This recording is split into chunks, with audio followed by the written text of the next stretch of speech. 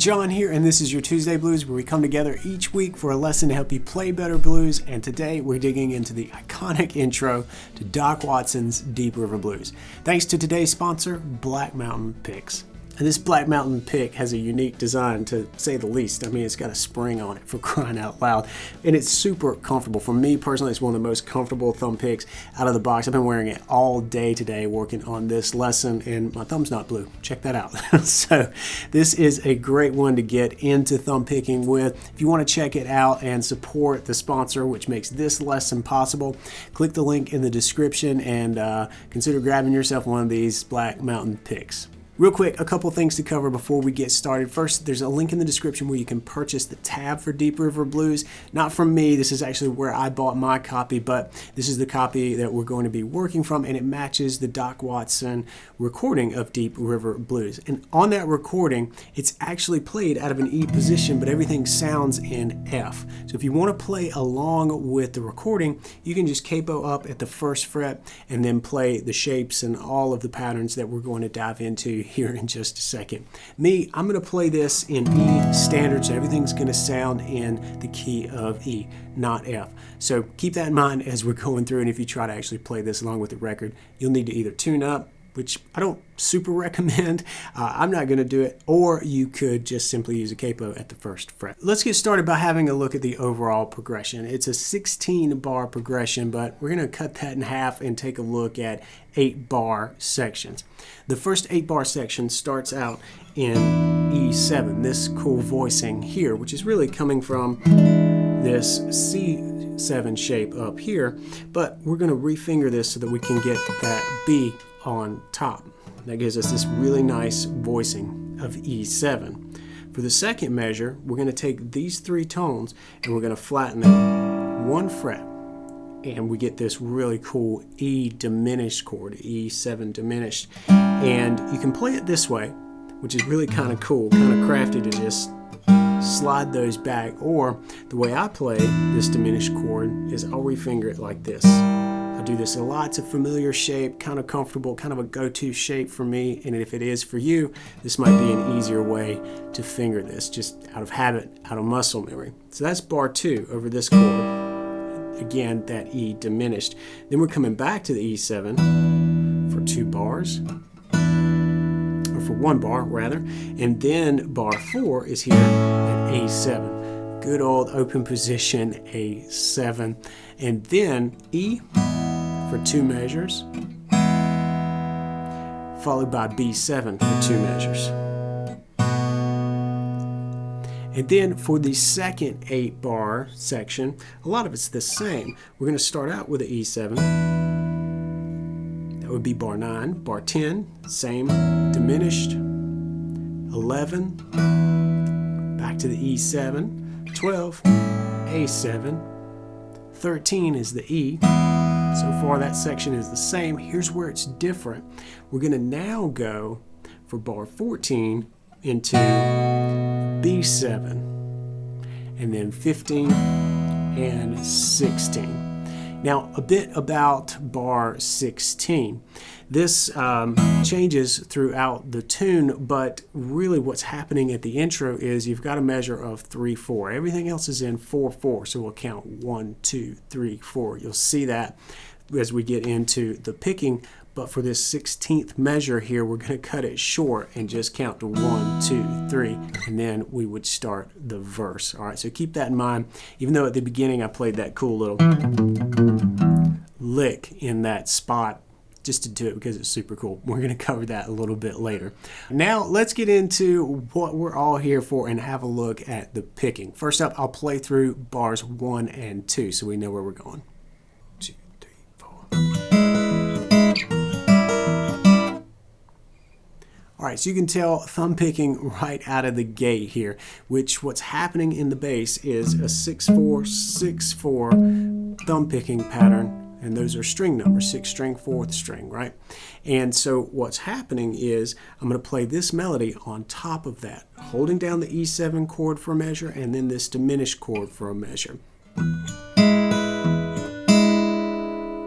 All right, so we're pinching the B on top, first string, then we come back and pluck that third string before moving the bass now to beat 2, and we're going to pinch with strings 4 and 2 together. So we've got, and then for the and of 2, we're going to play that high note again, that B on the first string, 7th fret. Then we come back to that third, and then for beat 4, we're going to pinch just like we did before, strings 4 and 2. But we're going to kind of choke those out because we want to stick beat 4, kind of add to the life and dynamics of this. All right, so you're going to want to play those 2 notes for beat 4 and then slightly lift up and let those kind of die out. We want to rest for that final 8th beat. As we change chords and do that same picking pattern just under this diminished chord. So watch these fingers, same picking.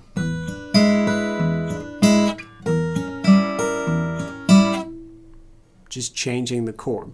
And this little 1-2 punch is a great spot for you to just practice.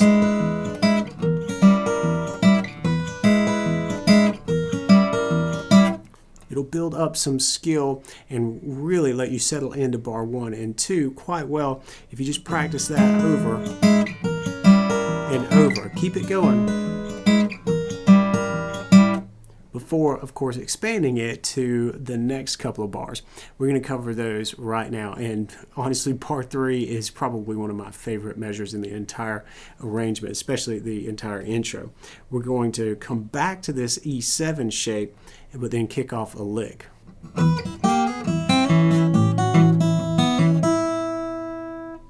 All right, so a lot happening there, but we start off simply by pinching the outer 2 strings. And then on the and of 1, we're going to pick up and play the open first string. So we start with the little finger down on the 7th fret and then pick up. So 1 and.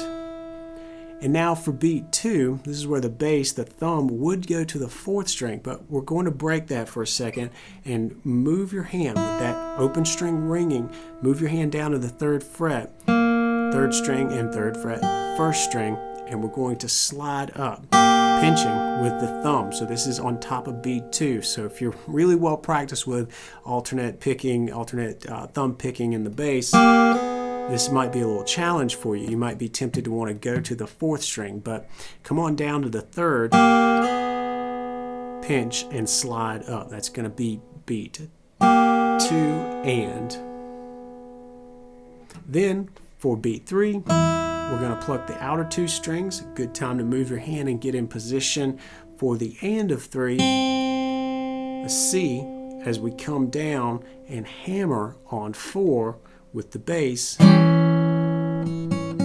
up to the C sharp before finally playing the open 1st string. Really slick move for sure, and we're kind of hinting at A7 before that 4th measure, which is coming up right here. Now we're going to switch the bass thumb picking to a 5-4-6-4 pattern, all right? And we're going to play this melody on top. All right, so nothing too crazy there compared to where we've been. We're going to pinch with that G, so we got a cool A7 happening there, and then on the and of 1, drop back down to the F sharp, bass, and then the open 1st string on the and of 2, followed by 3 and 4 and. Kind of similar to what we did to end out the last measure, except here it's the open 2nd and then hammering as we hit beat 4. Pretty cool. So let's listen to these 4 bars now played together slowly.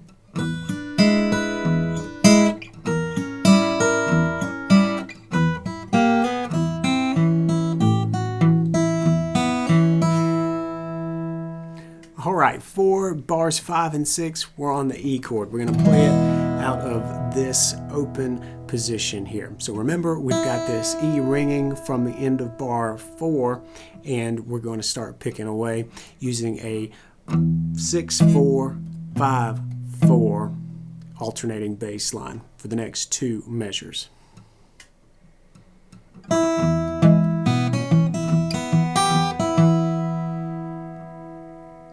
All right, so the first measure here isn't all that complicated. We're just doing our bass thing, and then we're going to add this little melody on top. Kind of similar to what we've been doing, right? We go 1, 2, 3, and 4,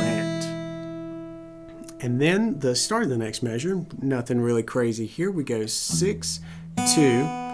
Then our bass is coming down on the 4th string, and you can push through and catch that 3rd string as well for that nice boom chick, boom chick, boom chick. But here on the and of 2, put your little finger down on the G. That's the 3rd fret, 1st string, and what we're going to do, strike that and then start bending it. We want to try to get a half step bend up to G sharp. Really cool move. That'd be the minor 3rd up to the major 3rd. Right, but we're doing it here and we're doing it with a bend, so we get a really cool sort of singing quality out of this. And then at the top of that bend, we're going to release it and play the open 1st string before hitting the bass on beat 4.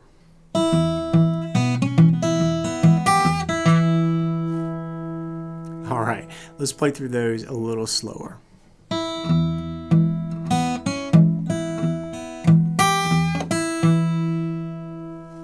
All right, for the last 2 measures of that first 8-bar chunk, we're going to B7, and here's what we have.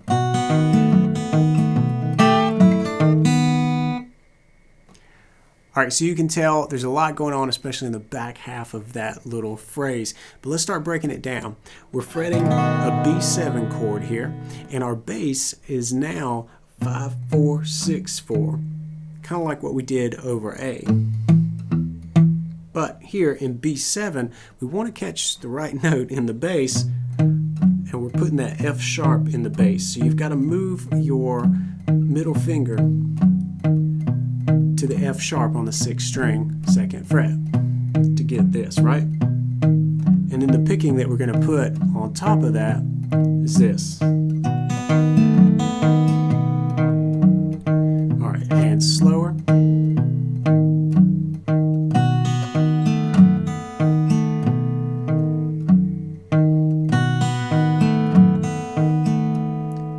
And now for that final measure of this 8-bar segment, we do something really cool here, and we kind of break some of the patterns that we've established when it comes to the thumb picking.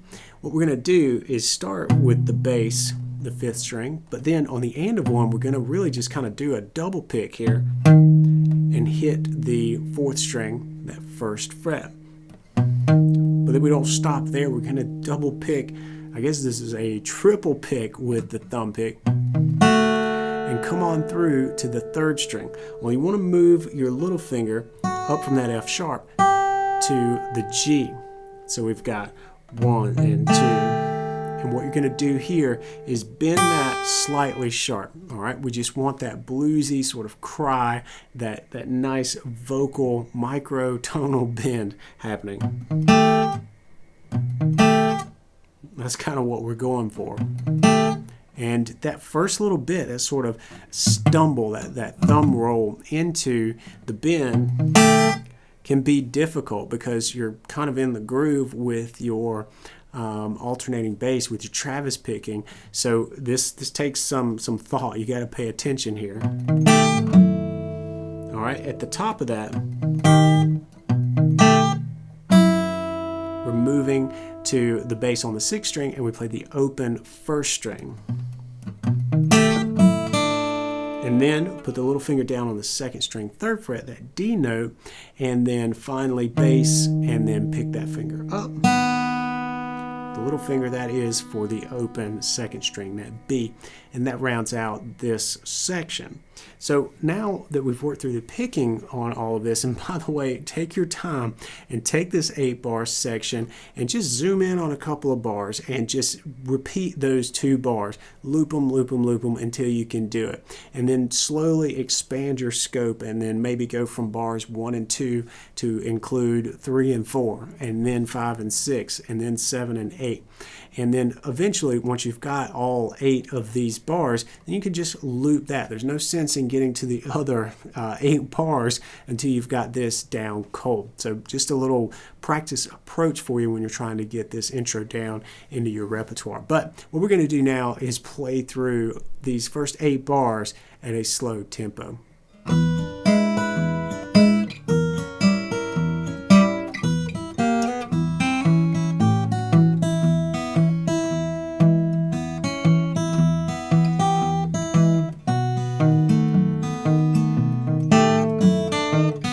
Alright, now let's move on to the second 8-bar section of the intro. Some things are the same, some things are different, so let's dive right in by giving a listen to bars 9 and 10.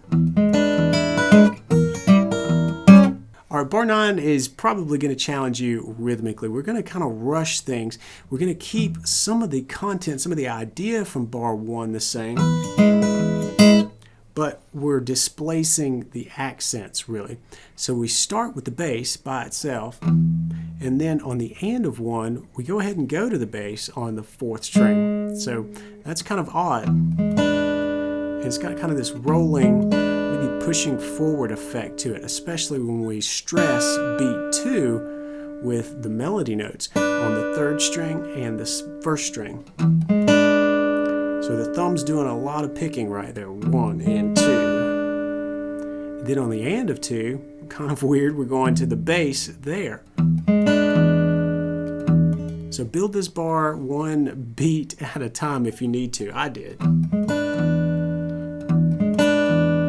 And then after that, we're going to play the 2nd string, 1st string, and then sync back up beat 4 on the 4th string bass. 1 and 2 and 3 and 4. Alright, for that diminished chord, we're going back to a familiar pattern, but we're going to lay off the last half of the measure and just do our bass. Alright, bar 11 kind of reaches back to bar 3 in the first section. We've got this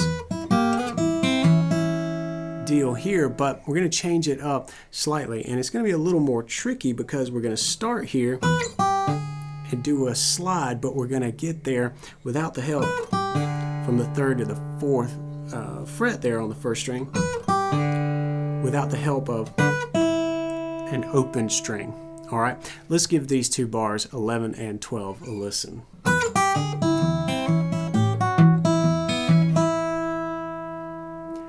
Alright, so you can tell this feels familiar when you compare this to bars 3 and 4 that we covered earlier, but it's certainly a little more challenging because we don't have that sort of breather note right on the end of 1 where we went 1 and 2 and.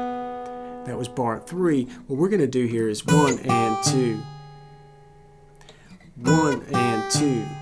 Right? So that's difficult because we're going 1 and. We're changing positions pretty dramatically here in a very narrow space of time. 1 and 2 and 3 and 4 and. From there we kind of push play on what we've already covered and do this sort of move into A7. Alright, these 2 bars slowly look like this.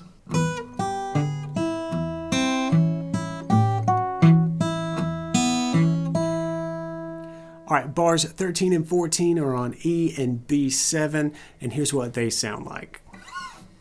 1, 2, 3, 4, and 1, 2. Alright, and that last bass note is really the top of bar 15. But 13, we basically go to what we've already done before. We've got this note ringing out over the top of the bar. We do a 6, 4, 5, 4 thumb picking there in the bass line with a simple melody over it. Alright, and here for bar 14 we do something really interesting to get us into B7. We don't just go to that root note. Instead what we do is one of those double thumb picking. We play the 1 and on the bass, but it's on the 4th string. That's at the 1st fret here under this B7 chord. So we've got 1 and, then roll through and pinch with the 3rd string, thumb pick, and then the open 1st string, and then on the and of 2, pluck the 3rd fret, that G note on the 1st string. So we've got 1 and 2, 1 and 2, and. So for beat 3, the bass line's moving back on track with the 6th string here. So drop that down. Things are getting a little crazy here, but we're going to do that and catch that F sharp before wrapping up this measure with the bass and the open 1st string. All right.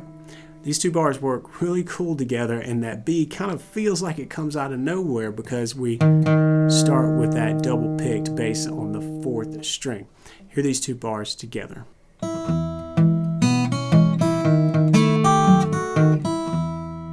All right, so we've made it to the final 2 measures, and you really could just kind of pick out here and hang out because we've resolved. The progression is kind of done, the melody is kind of done. We just got a couple of bars of filler before we start the progression over again, in this case headed into the very first verse. But we're not going to do that. We're not going to keep it simple. We're going to play something that might sound simple, but it's a little bit of a finger twister. Here's what bars 15 and 16 sound like. All right, these 2 bars really could be just, easy picking, right? We're kind of done with the melody and we're just setting ourselves up for the verse and kind of repeating this thing. So we could just kind of do something, nice and easy. Even throwing in something as spicy as those syncopated hammer-ons. But what we've got here is really interesting because not only do we have those syncopated hammer-ons, but we've got a bass line that kind of inverts itself on the 2 and 4. We've got 6, 5, 6, 4. All right, not what you're expecting. You're probably expecting 6, 4, 5, 4, 6, 4, 5, 4. But what we have, and combine that with these hammer-ons, you've got a pretty tricky measure here. So we've got 1 and 2 and 3 and 4 and 1 and 2 and 3. Keep in mind that bar 16 is really only 3 beats long. It's in 3/4 as we head into the verse. All right, let's play through this whole thing, all 16 measures, slowly.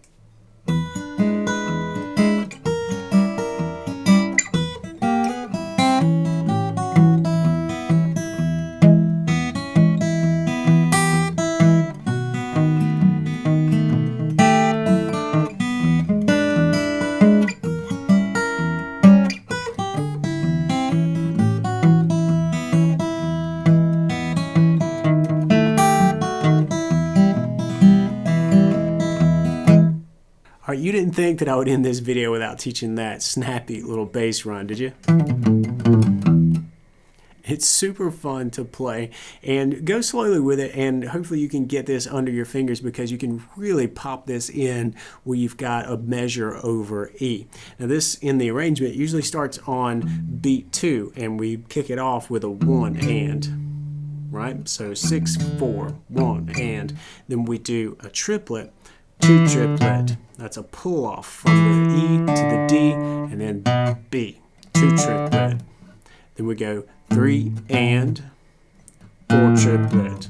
All right, so that was a pull off from the 1st to the open 5th string and then the G on the 6th string.